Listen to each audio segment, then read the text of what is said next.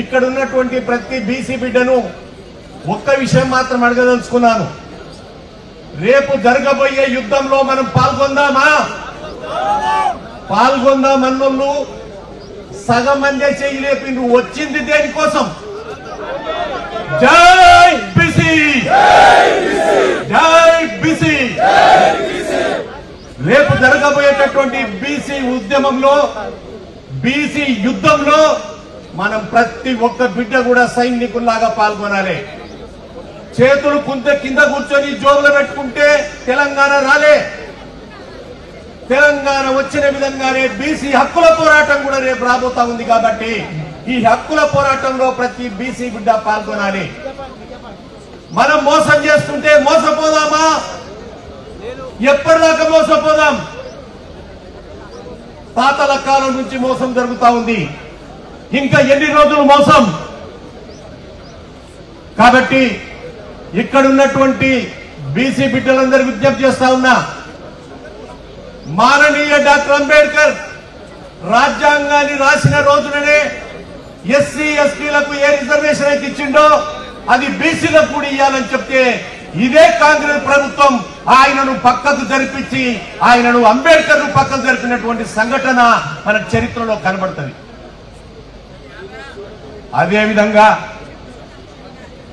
అదేవిధంగా ఈ రోజు కూడా ఇక్కడున్న ఎవరు అడగలేదు. ఎక్కడన్నా చేసి 2,70,00,000 నుంచి 80 లక్షల వరకు బీసీలు ఉన్నారు, వీళ్ళ ఓటింగ్ కావాలన్న ఉద్దేశంతో కామారెడ్డి డిక్లరేషన్ లో రాహుల్ గాంధీ నోటితో బీసీ బిడ్డ పక్క రాష్ట్ర ముఖ్యమంత్రితో చెప్పించారు, మేము బీసీ రిజర్వేషన్ ఇస్తామని, చట్టబద్ధత కల్పిస్తామని చెప్పారు.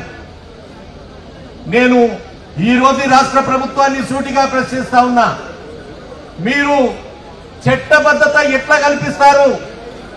చట్టబద్ధత కల్పించాల్సిన వాళ్ళు మీరు చేయాల్సిన పనేమిటి? ఏం తగ్గిండ్రు ఎంత కాదు, మనం మీటింగ్కి వచ్చినాము.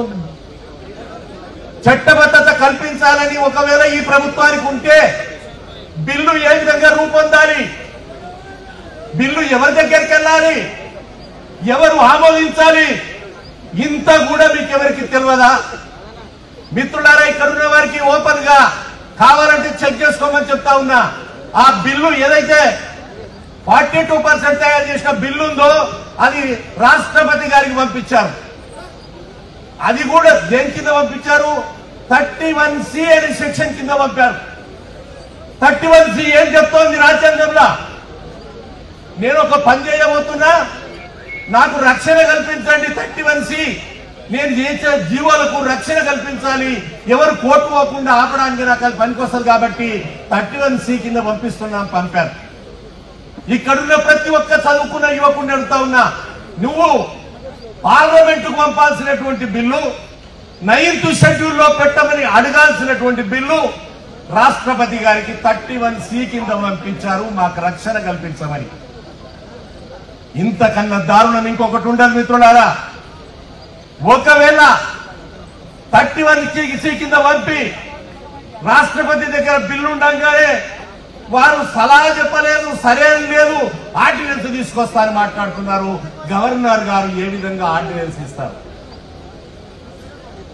అంతకుముందు ఇదే పని చేసినటువంటి పక్కనున్న రాష్ట్రాలు కోర్టులో కొట్టేయబడ్డాయి. ఇది మీకు అందరికీ తెలుసు. ఏకంగా లోక్సభలో ప్రతిపక్ష నాయకుడిగా ఉన్నటువంటి రాహుల్ గాంధీ గారికి విషయం తెలియదా? అసలు ఆయన చెప్పిండ్రా? కాబట్టి మిత్రులారా, మనొక్కరినే కాదు, వాళ్ళ నాయకులకు కూడా ఇక్కడ జరిగేది చెప్పకుండా మోసపుచ్చుతున్నారు, నిద్రపుచ్చుతున్నారు. ఇంత ఘోరం ఎక్కడ జరగదు. ఆశ్చర్యం ఏమిటి అనంటే, ఎవడైనా ఒక చట్టం రన్నింగ్ లో ఉన్నప్పుడు, ఒక చట్టం నడుస్తున్నప్పుడు దానికి రక్షణ కావాలని అడుగుతారు. జయలలిత గారు అడిగింది ఏమిటి? మా పెరువాయన నుంచి, పెరియార్ ఉద్యమం నుంచి ఉన్నటువంటి మా రిజర్వేషన్ ఎటువంటి పరిస్థితుల్లో తగ్గడానికి లేదు, మేము ఆల్రెడీ అమలు చేస్తున్నాం తమిళనాడులో, మీరు కోర్టు కొట్టేసింది, మాకు సంబంధం లేదు, దాంతో మీరు 9th షెడ్యూల్లో పెడతారా లేదని చెప్పి, పెట్టేదాకా నేను ఢిల్లీ వదిలిపెట్టనని చెప్పి జయలలిత కూర్చుంటే 9th షెడ్యూల్లో పెట్టారు. అది నడుస్తున్నటువంటి చట్టానికి. ఈడ చట్టమే లేదు, చట్టం లేని దానికి సెక్యూరిటీ అడిగారు. నేను ఇక్కడ అడుగుతా ఉన్నా, కామారెడ్డిలో బీసీలందరికీ ఇల్లు కట్టించి సెక్యూరిటీ పెడతా అన్నారు. ఇల్లు లేదు, మట్టి లేదు, సెక్యూరిటీ పెట్టారు. లేని ఇంటికి సెక్యూరిటీ. ఇప్పుడు మనకు చెప్తున్నారు సెక్యూరిటీ వాచ్మెన్ పెట్టాను చూసుకోపో అని. ఇల్లు గతి లేదు, వాచ్మెన్ ఏం చేసుకుంటారు? కాబట్టి మిత్రులారా, ఇక్కడ ఉన్న ప్రతి రక్తం, ప్రతి బీసీ బిడ్డ రక్తం ఉడుకుతోంది. ఇంత మోసం ఎక్కడ జరగదు. మిమ్మల్ని ఎవరు అడగలే, కాకపోతే కానియండి. అంతేగాని ప్రభుత్వం వచ్చేదాకా ఒక మాట, ప్రభుత్వం వచ్చిన తర్వాత ఒక మాట మాట్లాడి ఇక్కడున్న బీసీలను మోసం చేయటం మీ చేత కాదు.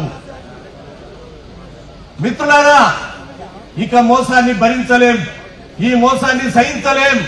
ఇది ఖచ్చితంగా రేపు రాబోయేటటువంటి రోజుల్లో బీసీ బిడ్డలకు ఒక శరాఘాతంగా తగలబోతా ఉంది. మన రిజర్వేషన్లు మనం సాధించుకోవాలంటే మనమంతా ఒక మాట మీద ఉండాల్సినటువంటి అవసరం ఉంది. అందుకే దయచేసి నేను చెప్పేటటువంటి నినాదాలు ప్రతి ఒక్కరు కూడా చెప్పాల్సిందిగా మిమ్మల్ని కోరుతా ఉన్నాను.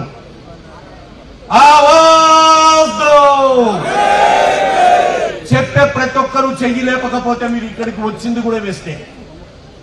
आवाज दो, हम सब हमारे मांगे लेके रहेंगे, हमारे मांगे कैसे लेंगे, मिलके लेंगे, कैसे लेंगे कैसे लड़ेंगे, मिलकर लड़ेंगे, कैसे लड़ेंगे हमारे मांगे. కాబట్టి మిత్రులారా, మనం ఎప్పుడైతే ఒకటిగా ఉంటామో, ఎప్పుడైతే పిడికిలు బిగిస్తామో మనల్ని ఎవడు ఎదుర్కోలేడు. ప్రతి గ్రామంలో బలమైన కులం మనం. ఎవరి గ్రామం అన్న తీసుకోండి, బీసీ కులాలు అంటే బలమైనటువంటి కాస్ట్ మనది. ఈ బలమైన కులం ఎవరికి భయపడాల్సిన అవసరం లేదు. ఓటు మన చేతిలో ఉంది. కాబట్టి ఇక్కడికి వచ్చినటువంటి మీడియా మిత్రులకు, ఎలక్ట్రానిక్ మిత్రులకు, రిపోర్టర్స్ కి, ఇక్కడ వచ్చినటువంటి ఇంటలెక్చువల్స్ కి, వేదిక మీద ఉన్న పెద్దలకు, మహిళా సోదరిమణులకు, ప్రతి ఒక్కరికి నేను పేరు పేరున బీసీల అభినందన తెలియజేస్తా ఉన్నాను. ఎక్కడ రేపటి నుంచి నేను మిమ్మల్ని కోరేది ఏమిటి అంటే, నిన్నటిదాకా అన్నా నమస్తే అన్నాం, నిన్నటి వరకు అన్నా నమస్తే అన్నాం, రేపటి నుంచి జై బీసీ అనుకుందాం. ఒక్కరికొకరు కనబడంగానే జై బీసీ అనుకుందాం. దాంతో ఈడు నావాడు అనే ఆత్మీయత పెరుగుతుంది. కాబట్టి మిత్రులారా, నాకు ఈ అవకాశం ఇచ్చినటువంటి ఆర్గనైజేషన్ కు, కుమార్ గారికి, వేదిక మీద ఉన్న పెద్దలకు, పల్లెరావు గారికి, ప్రతి ఒక్కరికి, ఇక్కడున్న వారికి పేరు పేరున అభినందన తెలియజేస్తూ, నా అక్కడక్కడ పొరపాటు ఉంటే క్షమించాలి. ఏది అయిపోయింది కాబట్టి కాస్త అటు ఇటుగా తడబడుతూ మాట్లాడాం.